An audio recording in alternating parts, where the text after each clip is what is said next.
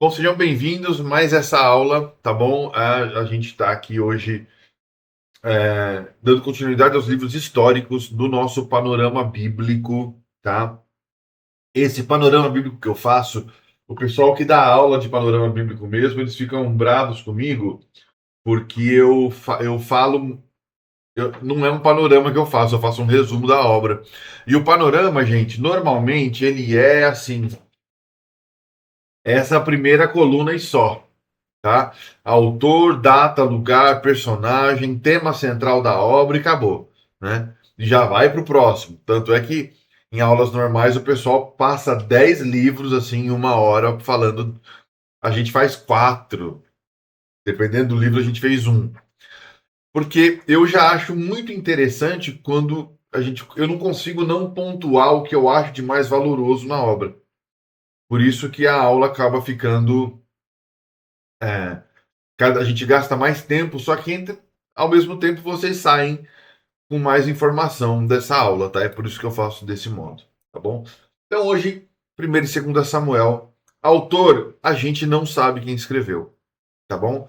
Você pode achar que foi Samuel, não foi, tá? Nessa época dos reis, ainda que Samuel, ele é quem introduz o primeiro rei a Israel, então Samuel ele seria o último administrador antes do período monárquico. Por isso a gente entende que Samuel ele é o último juiz, tá? Ele essa época de reis, ela era sempre cercada por escribas e por cronistas, né? A gente tem na Bíblia dos livros dos crônicas que a gente vai conhecer provavelmente ainda hoje. E os crônicas quem eram?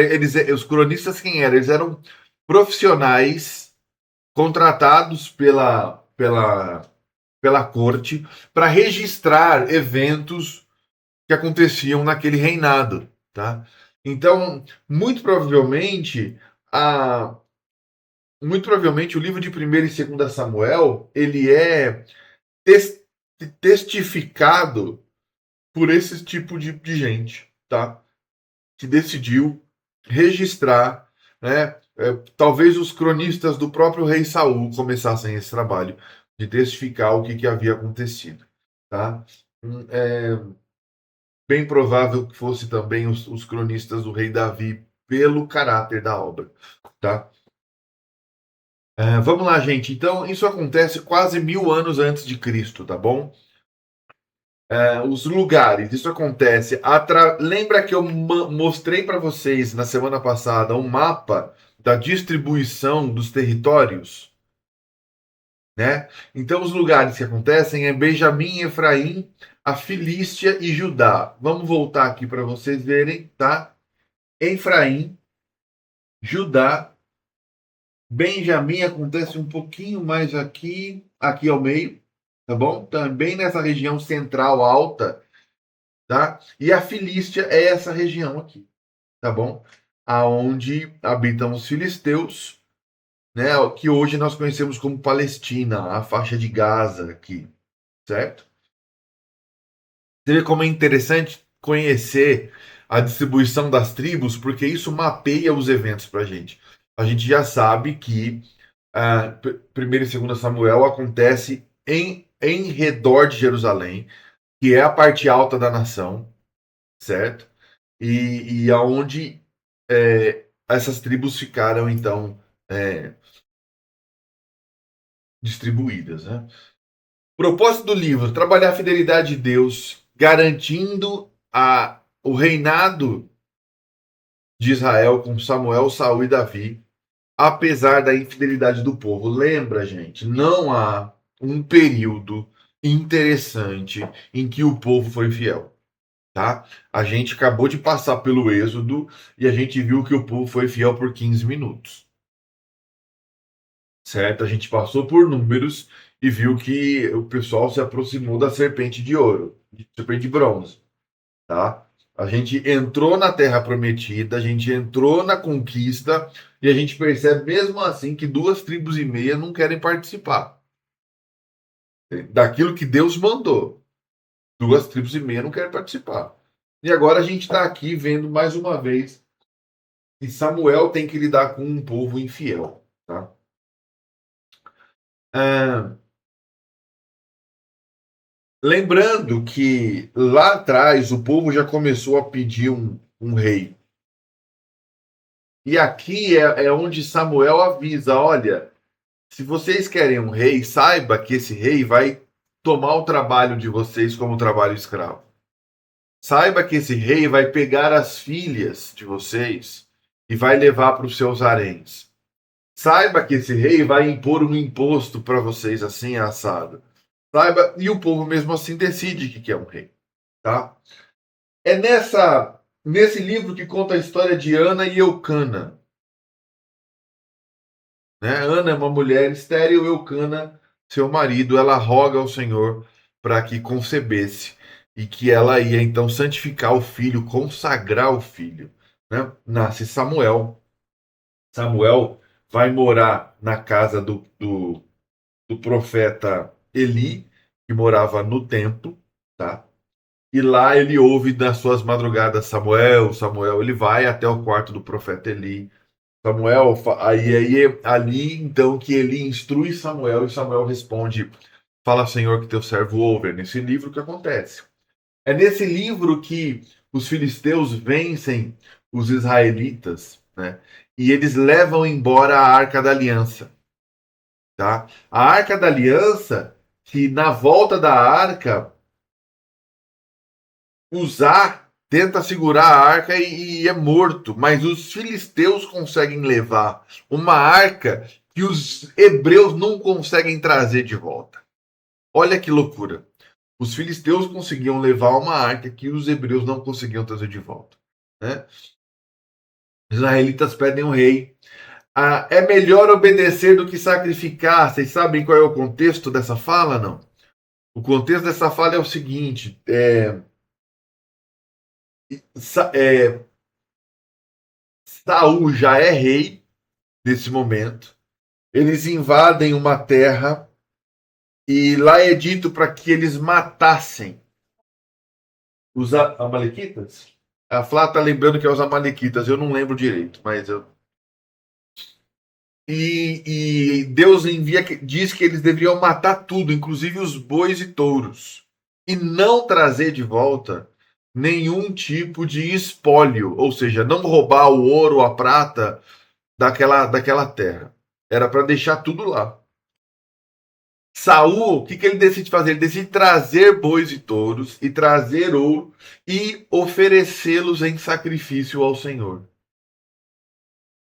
Então, Saul, ele decide não trazer para o seu próprio deleite, mas ele decide trazer para oferecer em sacrifício ao Senhor. E ele está lá sacrificando os bois e touros, quando Samuel chega para ele e fala: Olha, você fez aquilo que Deus mandou você não fazer.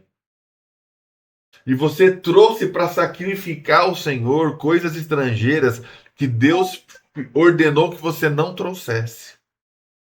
É melhor obedecer do que sacrificar. E a gente cresceu ouvindo o seguinte: que é melhor você obedecer. Senão você vai perder aquilo que você tem. Tá? O contexto aqui é o seguinte: é melhor você não pegar aquilo que Deus falou para você não pegar do que você sacrificar, trazer aquilo em sacrifício a Deus, certo? O resultado disso é que Saul então ele sacrifica o próprio reinado. Ele então perde ali a autoridade para ser rei. Significa então que ele foi deposto do seu cargo? Não, ele não foi deposto do seu cargo. Saul, ele é rei até morrer. Tá? Davi, ele vai ser ordenado como próprio rei, mas ele só vai assumir depois que Saul morre. Então, esse pecado de Saul, de 1 Samuel 15, 22, ele descredibiliza o rei, mas Saul não perde o seu reinado por causa disso. Tá? Vamos lá, gente. Davi também conta a história de Davi, que ele era lá um pastorzinho, que se chamava Davi, era bem pequenino, não confiava em si, cheio de ousadia, confiando sempre a Deus. Foi enfrentar o dia, o herói dos filisteus, né? Na fundo uma pedra colocou, girou, girou, girou. Vamos lá. Tem muita coisa sobre Davi, tá? Primeira coisa sobre Davi é o seguinte: a Bíblia não fala que Davi era pequeno, tá? O livro de Samuel não diz que Davi era baixinho. Diz que ele era o menor entre os irmãos. Se os irmãos de Davi tinham 1,70 de altura, Davi era menor do que eles. Se os irmãos de Davi tinham 1,90 de altura, Davi tinha 1,80 de altura. Então, assim, a questão não é que Davi ele era baixinho, é que ele era o menor entre os seus irmãos, tá? E tampouco ele era criança, né? Não, ele não era criança, ele só era o menor. Era, assim, um adolescente para jovem, acredito, porque ele era mais novo. O Davi ele só era o caçula, só isso só, tá? É, eu faço tudo. E aí a gente precisa entender o seguinte: o pastor Marco Feliciano, que é um homem assim sem muitas virtudes, vamos deixar uma crítica nesse sentido. Ele andou pregando por aí que por causa da fala de Davi no Salmo, e ele diz: "Em pecado me concebeu minha mãe". Ele entende que Davi era filho de Jessé, né? Ele entende que a mãe de Davi adulterou e engravidou de outro homem. Jessé perdoou, mas Jessé não tratava Davi como um dos filhos dele. Por isso que na eleição de Davi, Davi nem é chamado, tá? Então ele desenvolve toda uma história de que ela se arrepende e volta para o marido. A série, mas lançou, fala que também ele é filho de série. Então, Acho que é internacional, então acho que existe uma teoria. tem gente que pensa nisso. Então, tirou da onde, gente, isso aí, tá? Tirou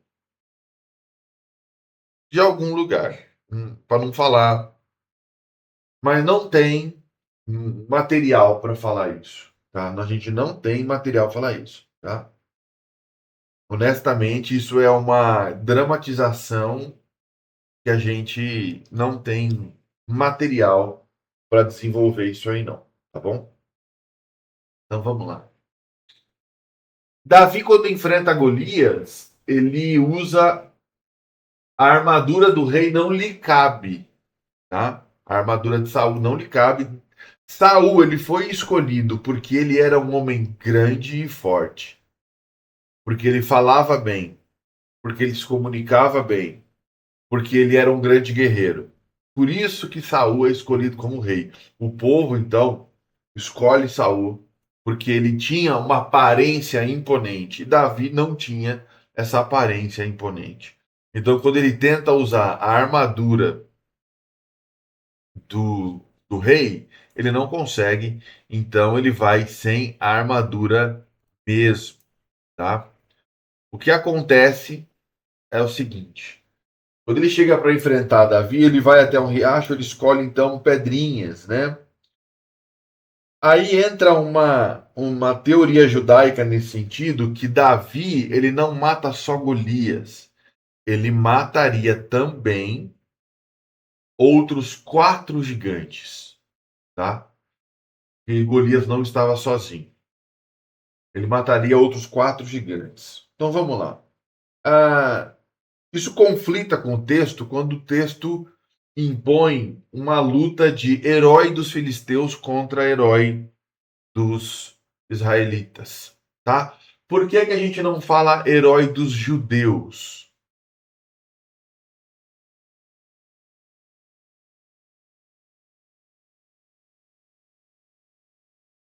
Alguém está me ouvindo aí? Por que que a gente não, Homem da fé. por que que a gente não fala que foi uma luta do herói dos filisteus contra o herói dos judeus?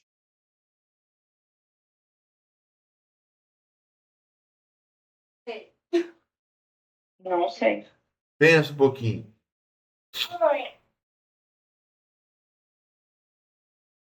Porque não foi Saul? Oi? Porque não foi Saul? Não, não. Olha para o mapa. Volta, ó, vou voltar no mapa, ó. Por que que a gente diz foi um herói dos israelitas e não foi um herói dos judeus?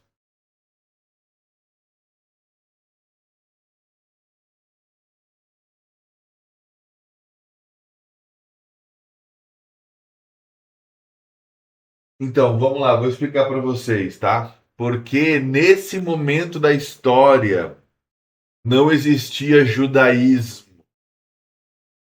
Nesse momento da história, os judeus, eles eram quem tinham nascido na tribo de Judá. Nesse momento, Davi era judeu? Ele era judeu, mas nesse momento ele é um herói de Israel, certo? Quando a gente vai, quando a gente vai falar sobre, quando a gente vai falar sobre israelitas no tempo de Jesus, aí a gente fala dos judeus, a gente está falando de uma percepção religiosa que contemplava a maior parte dos israelitas.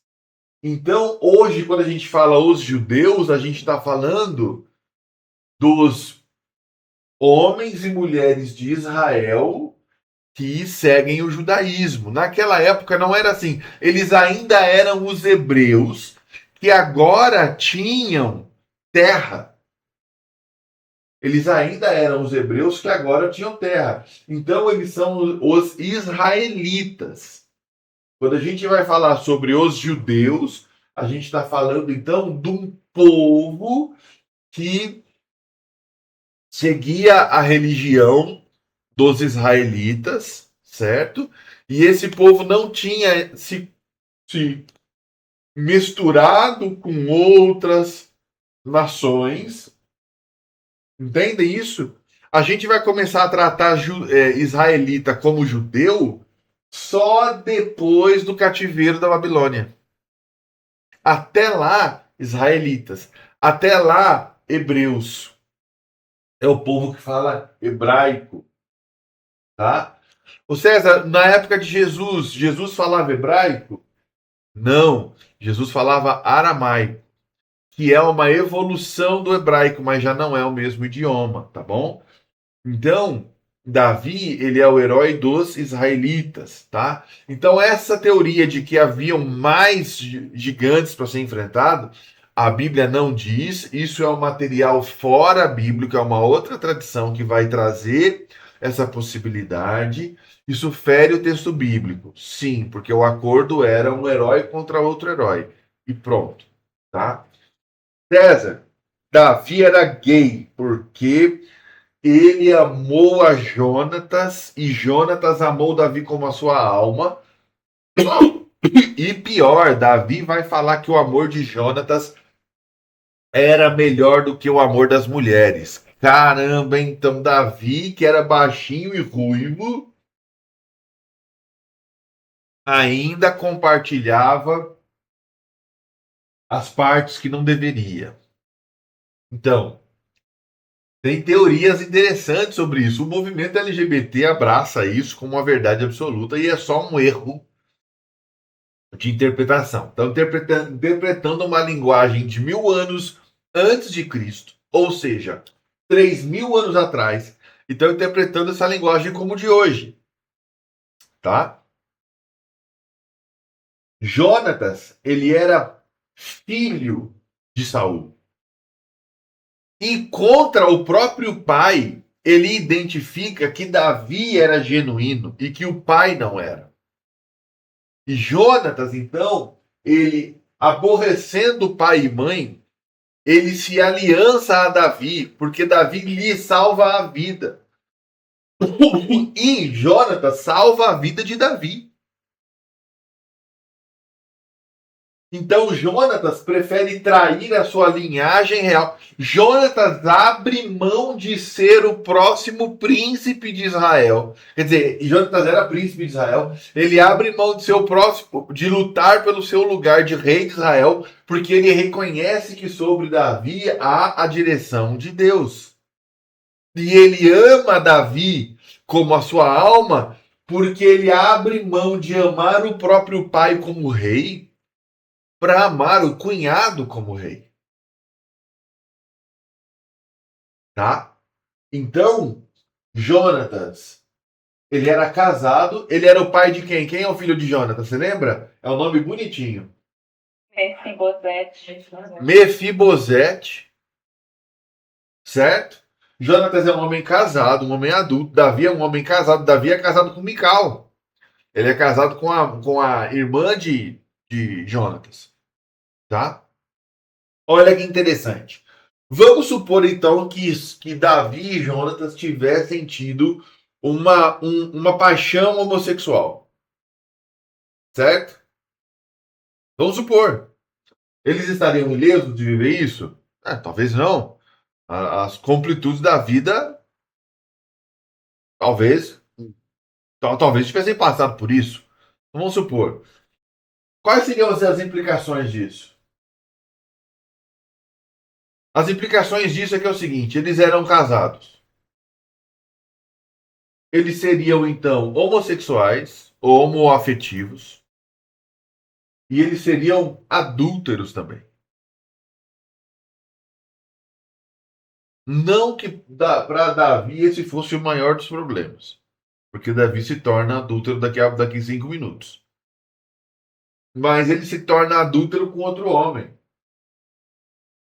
E honestamente, não que um pecado seja maior do que o outro, a gente vai entender com o tempo que, fora os pecados para a morte, que é a blasfêma contra o Espírito Santo, por exemplo, os demais pecados eles têm o mesmo peso de desastre na vida do homem, porque todos eles são oriundos do mesmo início, e esse início é a rebeldia.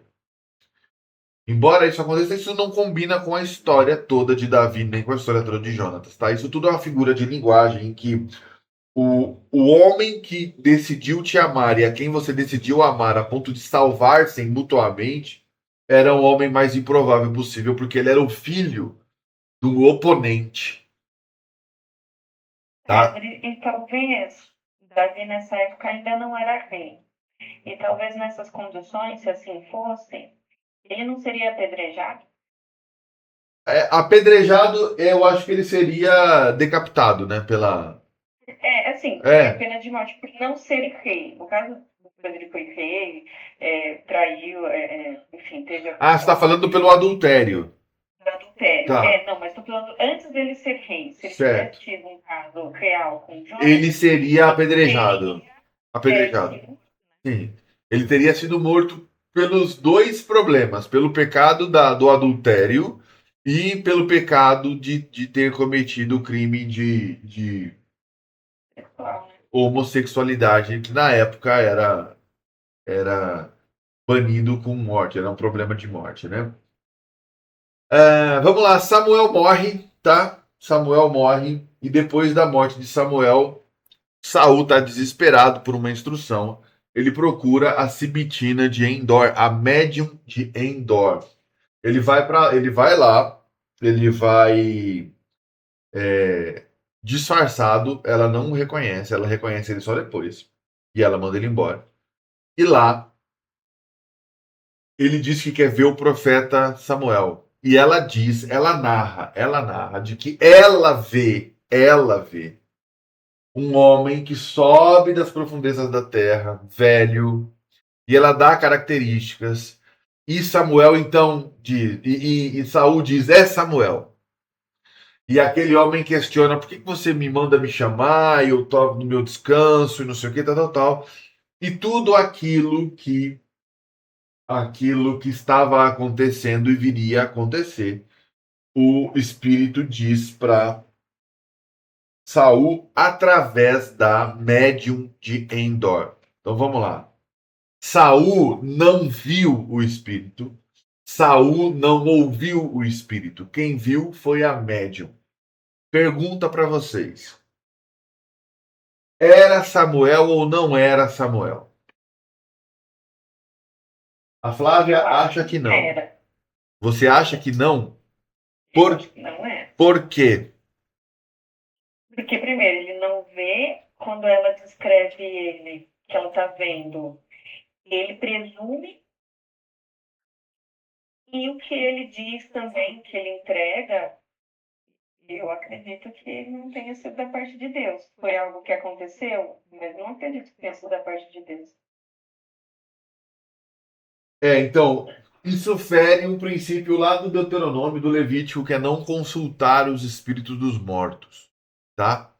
Já argumentaram comigo o seguinte, olha, a Bíblia fala para não consultar, ela não diz que não funciona. Ela só diz para não consultar. Não quer dizer que não acontece, só quer dizer que a Bíblia condena a consulta. Tá bom? Tem um ponto aí, certo? A gente vai entender através do restante do evangelho que cabe ao homem viver uma vez só e que esse tipo de interação ele não existe, tá? Era isso que eu ia falar, porque quando a pessoa morre, nesse caso, de consultar o morto, seria trazê-lo, entre aspas, à vida para ter essa conversa. Então, mas aí vamos questionar, mas aí se a gente trouxer o Monte da Transfiguração, E Jesus vê Moisés não é Jesus ver, quem vê são os discípulos. Aí eles veem de fato. sim, eles vêm. Eles veem a ponto de Pedro sugerir fazer tenda para eles dormirem lá. Sim. Certo? Então não foi assim, eles não viram um fantasma. Eles viram aqueles homens. Certo? Aí a gente tem uma outra implicação. A primeira implicação é a seguinte: era Jesus no Monte da Transfiguração, era Deus. E Deus traz o que ele quiser, da onde ele quiser, e pronto, e acabou. Não é uma médium de uma cidade pagã. Não era Deus lá. Se Davi fosse ao templo pedir a Deus para falar com Samuel, e lá no templo, não tinha templo, mas vamos supor um tabernáculo, e lá no templo o próprio Deus respondesse para ele que ia trazer e surgisse Samuel, eu acreditava que era Samuel. Mas foi um rei equivocado, descredibilizado, procurar uma bruxa pagã. E se eu disser para vocês que tem teólogo reformado de alto gabarito que acha que foi Samuel? Por exemplo, Augusto Nicodemos acha que foi Samuel. Eu ouvi uma coisa disso esses dias, porque estou dando leitura nova da Bíblia, e quando passei por isso, por essa parte, eu fui pesquisar. Sabe por que ele acha que foi Samuel? Ele acha que foi Samuel porque o autor do texto acha que foi Samuel. É isso que eu ia falar. Ele diz que se o autor diz que foi, é porque foi. Então, Mas o autor também não.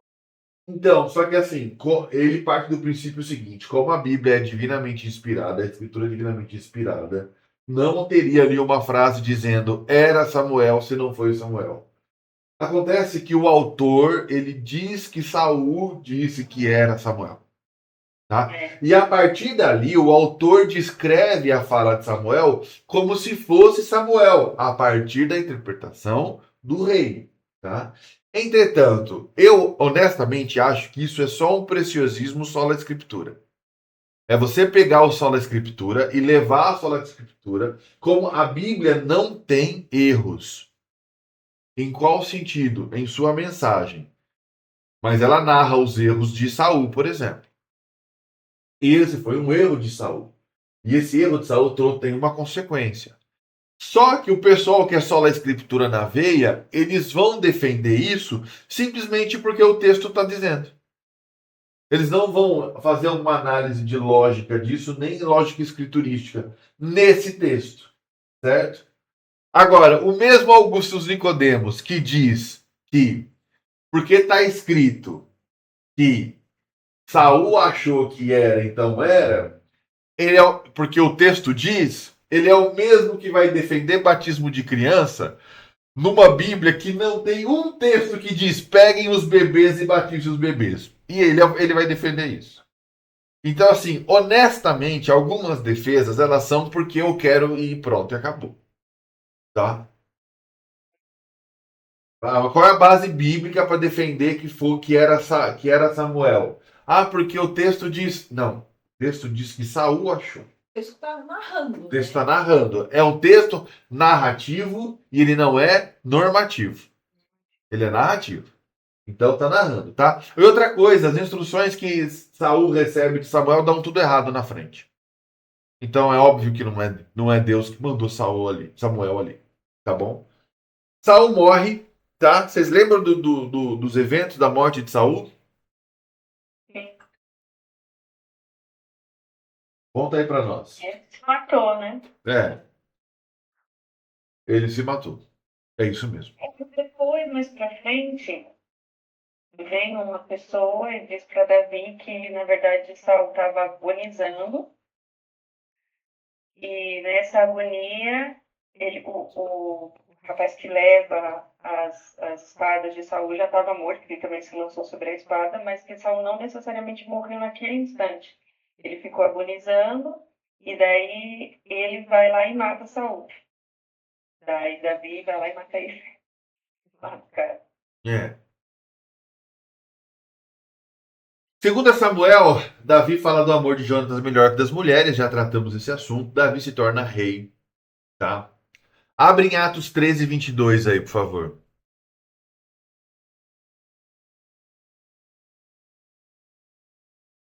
Pode ler quem encontrar primeiro aí.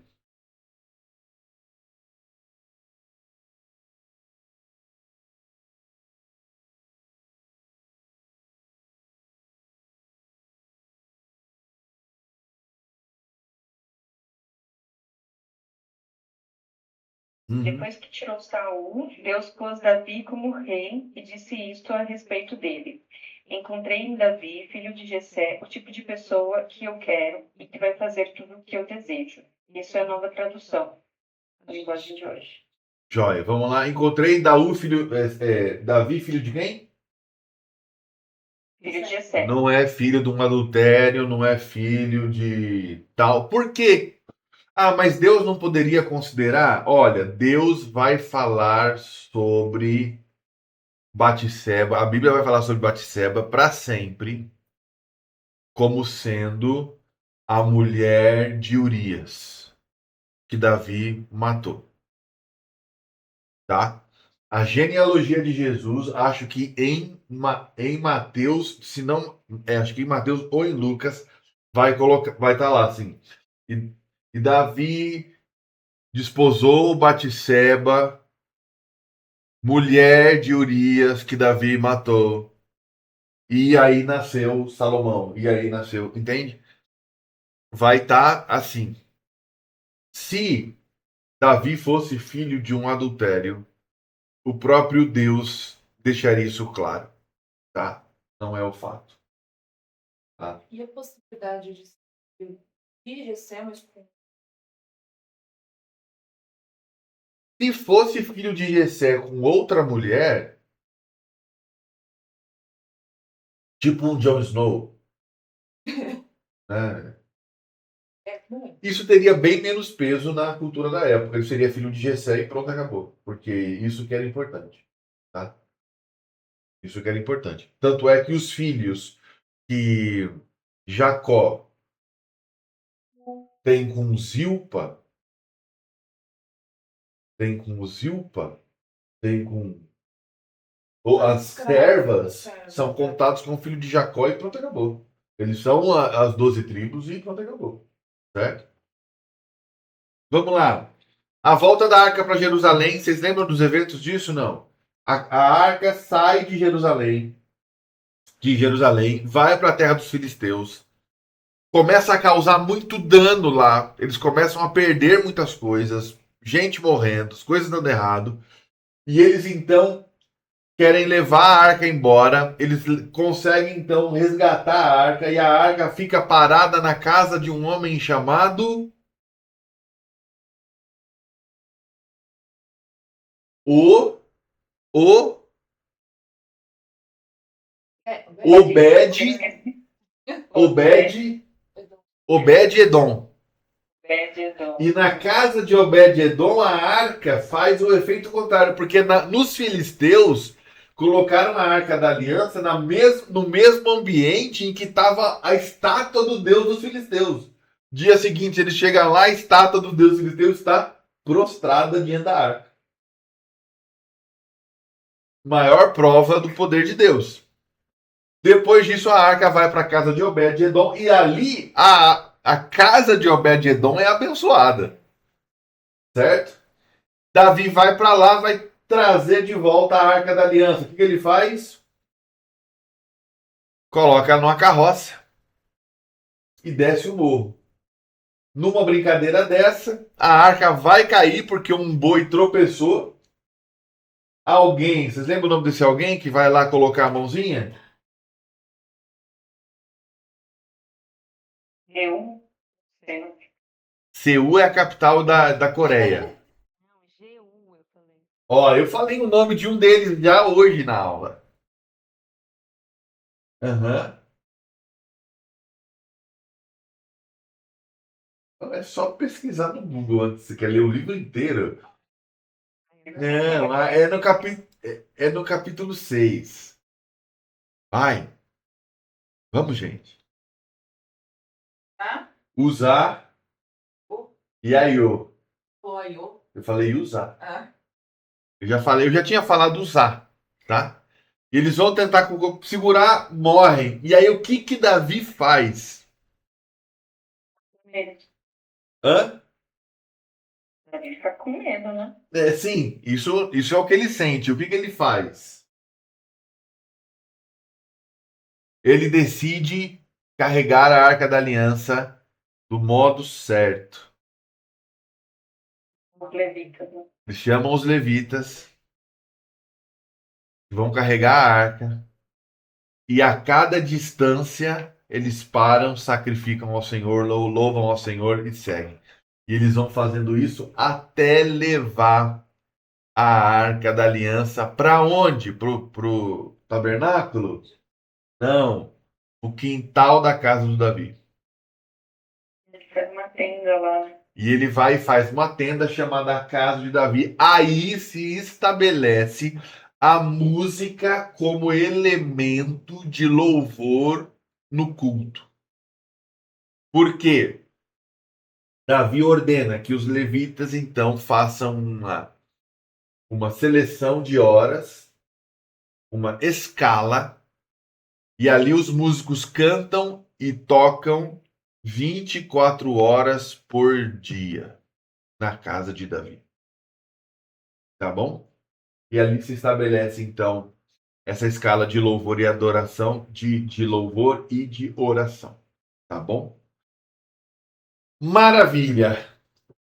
Davi está em guerra de novo e ele, como rei, deveria ir para a guerra, porque era a prática. O rei vai comandar o seu pelotão. Ele não vai e ele fica tranquilo na casa dele. E lá de cima ele vê uma mulher tomando banho. Ela devia ser muito bonita, porque o nome dela é muito feio, né? Batseba. Honestamente, nossa, tu está indo com a Bat. É, mas ela é meio cebosa, né? É um nome muito feio, né? Esquisito. Qual é o pecado que Davi comete aí? Sério? Não, ele comete um estupro. É uma ordena, né? culpa. Ele não pergunta se ela quer ir com ele. Eles mandam. ele manda buscar Batseba e colocar no seu quarto. Ele manda buscar Batseba, buscam ela, provavelmente deram banho nela se ela já não tinha tomado o melhor, vestem ela com a roupa das mulheres do coiso, e coloca no quarto dele. Ele chega no quarto dele. E ela terminou o período de purificação, então provavelmente ela tinha menstruado, aí fez todo aquele processo de purificação, então ela estava em período fértil, né? É, E cagada. olha só, ele não chama ela para jantar, ele não dá uma flor para ela, provavelmente ela ganhou coisas, mas ele não a seduz, ele não. Ah, eles se apaixonaram violentamente e aí o pecado deles foi o adultério, né? Então o pecado de Davi é anterior ao adultério, tá? O pecado de Davi é anterior ao adultério porque ele não se importou com o que ela queria ou deixava de querer. A opinião dela ali não valia muito, não. O rei mandou, cala a boca e vai, certo? Ah, eu tenho marido. O rei mandou, cala a boca e vai, tá? Então Davi, ele. Olha só o pecado que Davi comete. Ele então abusa do seu poder para tomar para si uma mulher que não é dele, tá? Então ele comete um pecado de abuso sexual, tá?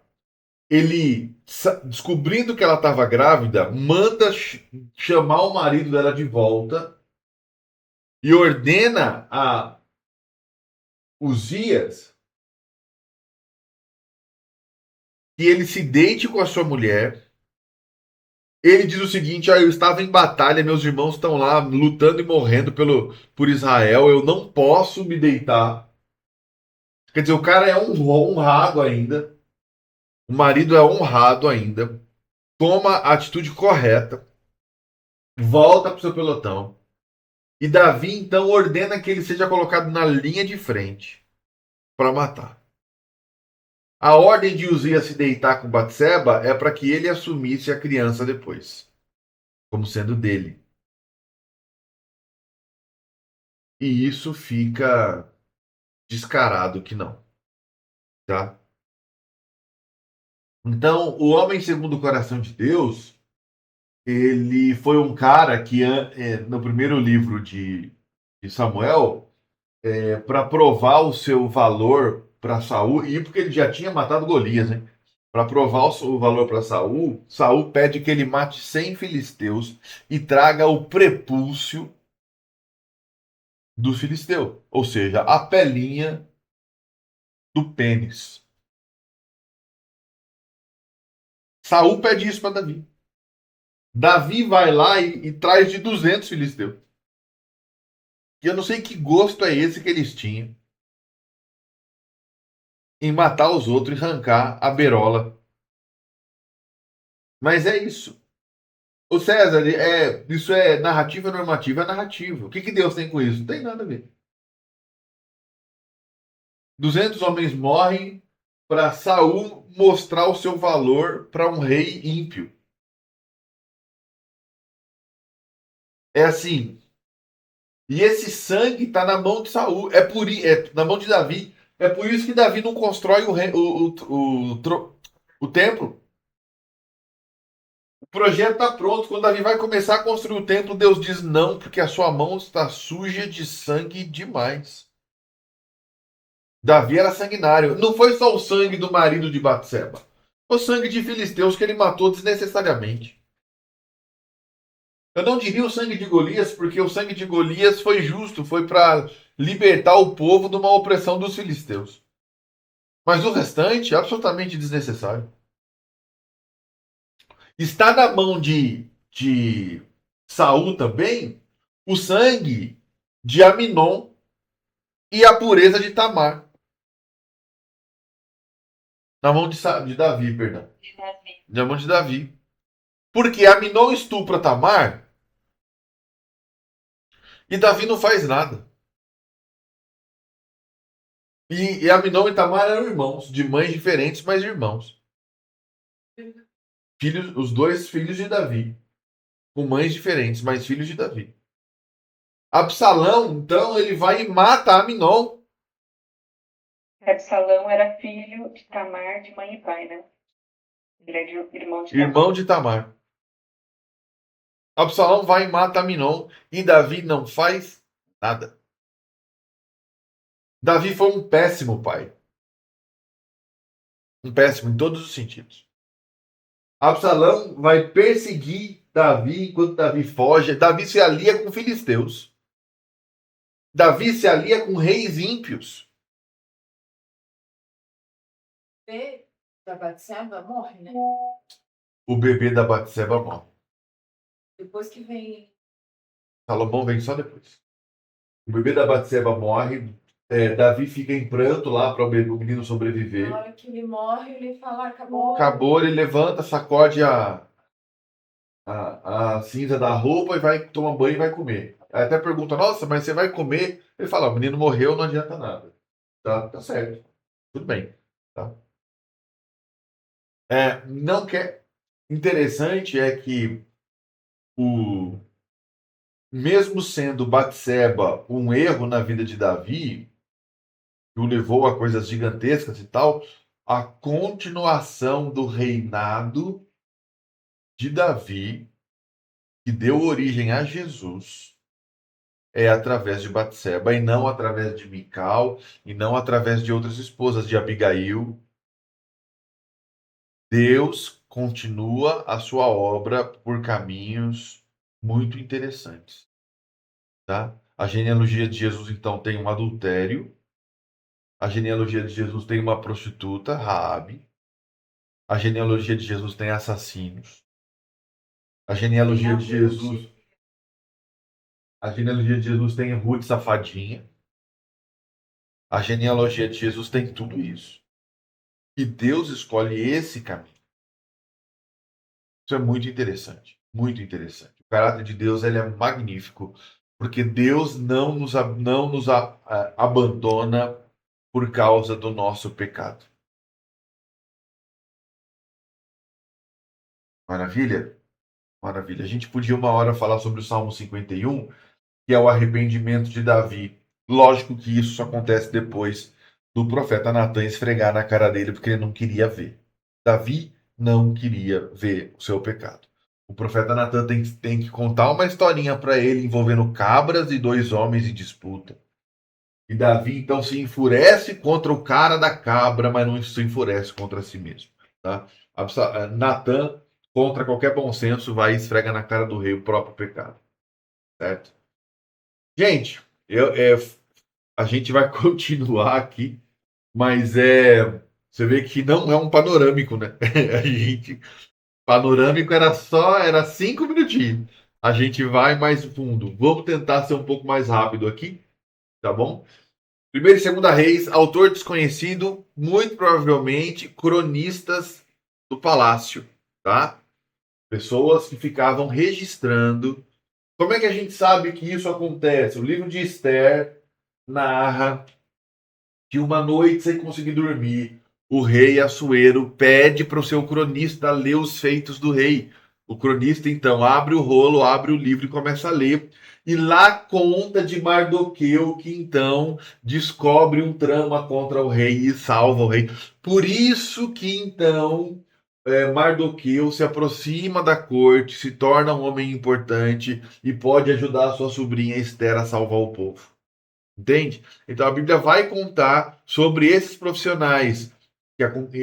Mardoqueu, então, era persa, né? Perdão, Mardoqueu não. O rei Assuero era o rei persa, mas a gente entende que isso aconteceu, tá? E era então de costume dos reis terem os seus cronistas, tá? Então vamos lá. A data acontece nos últimos dias do reinado de Davi, por volta de 560 a.C., quando o livro foi escrito. Tá? Acontece, mais uma vez, hein? Jerusalém, Judá, Israel, Siquém, Betel, Dan, Samaria, Tirza, Tiro e Síria. Se a gente voltar aqui, a gente vai perceber no mapa que Dan já é um pouquinho mais aqui para o lado. Olha aqui, tá? Estão vendo aqui? onde fica Ecrom, Gesar, Gilbatã. Tá vendo? Essa região, tá? Muito bem. Personagens: Davi, Salomão, rainha de Sabá, Acabe, Elias, Eliseu, vários reis de Israel e Judá, tá? O propósito é o Senhor da história cumpre os seus acordos e mantém as promessas da Sagrada Aliança. Os temas de lei: o Senhor condena maus atos dos reis israelitas, principalmente a idolatria. Lembra? Falei isso desde a primeira aula. O contrário da fé bíblica não é ateísmo, é idolatria, tá? E o ateísmo que nós conhecemos nos dias de hoje, ele é idolatria. É colocar o homem na posição de Deus. É o 666. A marca da besta é essa. O número do homem é o 6 e afirma, reafirma, hiperlativa. Então é isso, tá? O Senhor estabelece a família de Davi pela via de Salomão, genealogia de Jesus, lá está. Promessas de misericórdia anunciadas no templo. Salomão então se torna rei, Davi morre. Salomão pede a Deus sabedoria.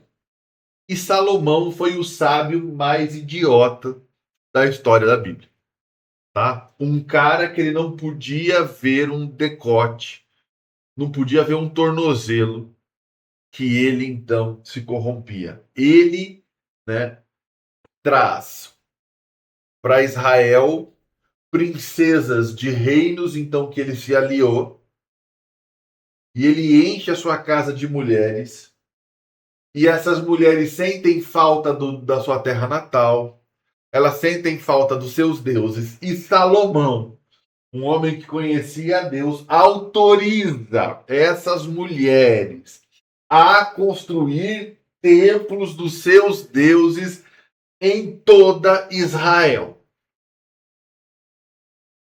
Quando Salomão morre, Israel está mergulhada em templos idólatras.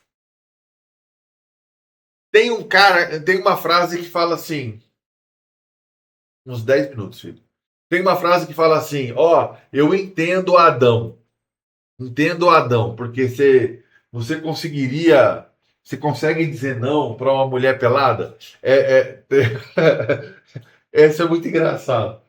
É, Salomão não conseguia, né? Porque não é possível, porque ele abre as portas. É muito engraçado. Salomão escrevendo Provérbios é o homem atrás de sabedoria. O Salomão que escreve Eclesiastes é o Salomão que só fez cagada. É o Salomão que estragou tudo. O Salomão que escreveu Cantares revela o porquê ele só fez coisa errada. Salomão tinha 700 mulheres e 300 concubinas, certo? Essa história de ter 1000 mulheres poderia ser um exagero de narrativa, porque, por exemplo, Saul matou os seus milhares, mas Davi matou os seus 10 milhares. Se cantou isso sobre Davi quando ele matou Golias. Só Golias. Então Davi matou Golias e o povo cantava que Davi matou os seus 10 milhares. Então falar das mulheres de Salomão poderia também ser esse tipo de hiperlativização, esse tipo de exagero de relato do povo. O problema é que dá números, né? Esses números estão partilhados em 300 e 700. Então, esses números também podem ser um exagero? Também podem ser um exagero, mas historicamente ele é conhecido como um cara que tinha esse harém gigantesco. Então, isso não pode ser simplesmente ignorado, tá? Salomão morre e ele tem dois filhos que assumem o reinado de Israel, Roboão e Jeroboão, tá? Roboão, ele divide as tribos e Roboão reina em Judá. E Jeroboão passa a reinar em toda Israel, tá? Salomão assume o reino porque os outros Davi Não, porque Deus instrui Davi de que é Salomão que vai assumir. Não, os filhos não perseguem ele por causa disso. Os filhos perseguem ele porque ele tinha permitido toda a catástrofe em casa. Ele é perseguido por Absalão, não por todos os filhos. Tinha mais filhos. Tá? Lembrando que Davi casa com a própria sogra. Viu? Sim. Vocês sabiam dessa história, não? Davi casa com a própria sogra. Ele toma como esposa a mãe de Mical, que já era a esposa dele. Quando Saul morre, Davi então se casa com a sogra, tá? Para mantê-la. Ele se torna sogro dele mesmo, ele se torna pai da própria esposa, avô dos próprios filhos. E é complicado a vida dele. Por isso que a vida dele se complica. O cara vai casar com a sogra, a coisa fica muito complicada, tá? Bom, em Segunda Reis, não, ainda em Primeira Reis, né? Elias começa o seu ministério, tá? Depois Eliseu é chamado, ele está lá cumprindo a 12ª junta de bois. Eles dividem o reino, é o que acontece, tá bom? E aí o reino dividido se enfraquece, tá? Israel aí é muito fraco nesse momento, tá? Elias começa seu ministério, Eliseu é chamado, depois disso, Segunda Reis, Elias é levado ao céu, Eliseu assume, tá? Com o dobro do espírito de Elias, ou seja, quando um cadáver cai na cova de Eliseu, onde estavam os ossos de Eliseu, ele ressuscita. E ali se cumpre exatamente o dobro dos sinais e maravilhas que Elias faz, Eliseu faz. Porque ele pede o dobro do espírito de Elias quando Elias é levado ao céu. Vamos lá, gente. Elias é levado ao céu como? Redemoinho. Redemoinho. E a carruagem de fogo? Só passa. Só passa por eles. Apareceu junto, né? Mas ele foi com um redemoinho. A carruagem de fogo passa por eles, por Elias e Eliseu, e um redemoinho então leva Elias ao céu. E de lá ele joga a sua capa. Né? Naamã é curado da lepra, é aí, tá? A lista de reis de Israel, tá? Rei Ezequias, profeta Isaías entra na história aí, tá? E Nabucodonosor invade Jerusalém. Nabucodonosor, ele era um rei da Babilônia, ok? É aí que começa a surgir os israelitas como judeus, tá? Quanto tempo os israelitas ficam na Babilônia? Vocês lembram disso, não? 70 anos. Bem, tá? Gente, vamos pegar crônicas na próxima aula? Tá? Já deu mais ou menos uns 50 minutos de aula agora. A gente começou um pouquinho atrasado. Eu quero muito chegar em Esdras para a gente pôr muita coisa pro chão, viu? Em Esdras. Esdras joga muita frescura de crente no chão. Tá bom? Tá? Gente, as crônicas elas voltam no tempo, tá? Só para vocês entenderem. Crônicas Quase a mesma resumo, história, né? É quase a mesma história. Só que aqui é contada pelo. Existe. Porque existia, igual você falou, existiam os escribas, né? E aí existiam os livros que contavam, então, as histórias dos reis de Israel. É isso aí. Parece que crônicas é um resumo disso, né? É isso aí. E existe uma percepção assim de que o reinado está dividido, né? Israel e Judá. O de Judá parece que os reis permanecem um pouco mais fiéis a Deus, e o de Israel mais solto, assim, idolatria. Não, o problema é que assim, agora,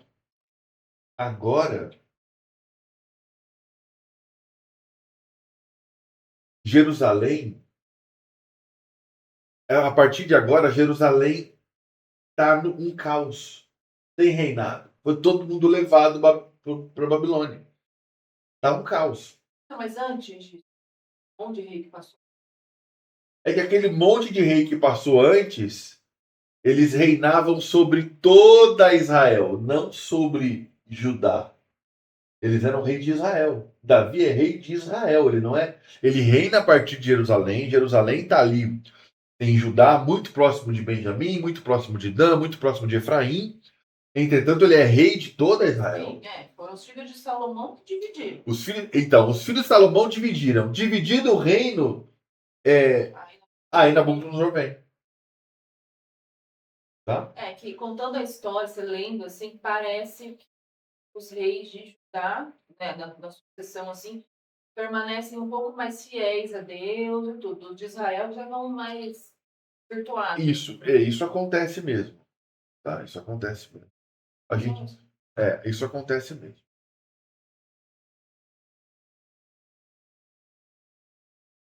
Bom, depois eu quero trazer na próxima aula sobre um rei que é um rei pagão que se converte a Deus, ele se torna mais fiel do que qualquer rei israelita já foi. Tá? Dário? Oi? Dário? Não, foi isso. Josias. Deixa eu falar uma coisa para vocês. Eu estava pensando em pegar uma pregação sobre o Velho Testamento, sobre o que a gente já estudou até agora, e nós assistirmos juntos. Pegar uma aula e nós assistirmos juntos essa pregação. E nessa pregação vocês irem identificando e anotando as particularidades, os aspectos teológicos que a gente já discutiu até aqui, o que vocês concordam ou discordam e por quê. E no final dessa pregação, então eu quero procurar uma pregação que tenha mais ou menos 40 minutos. E no final dessa pregação, ouvir a todos os alunos presentes, dizendo: ó, César, isso que ele falou, acho legal, tá bem embasado, ele fez uma interpretação saudável do texto, ou não, eu acho que ele inventou aqui, tal. O que vocês acham disso? Tá? Fazer a análise da pregação, a gente ir para uma aula prática. Tá? Beleza? Beleza, então. Então vamos fazer isso, tá? A aula de hoje está gravada. Depois eu vou mandar para Jennifer para ela poder assistir e acompanhar fora o áudio, né? E vou mandar para o Marco também, que ele não conseguiu entrar. Tá? Ele avisou. Então é isso, gente. Deus abençoe vocês. Os que a gente se vê hoje, a gente se vê hoje. Os que a gente se vê amanhã, a gente se vê amanhã. Grande abraço para vocês. Em nome de Jesus. Amém. Tchau, tchau. Tchau, tchau. Tchau.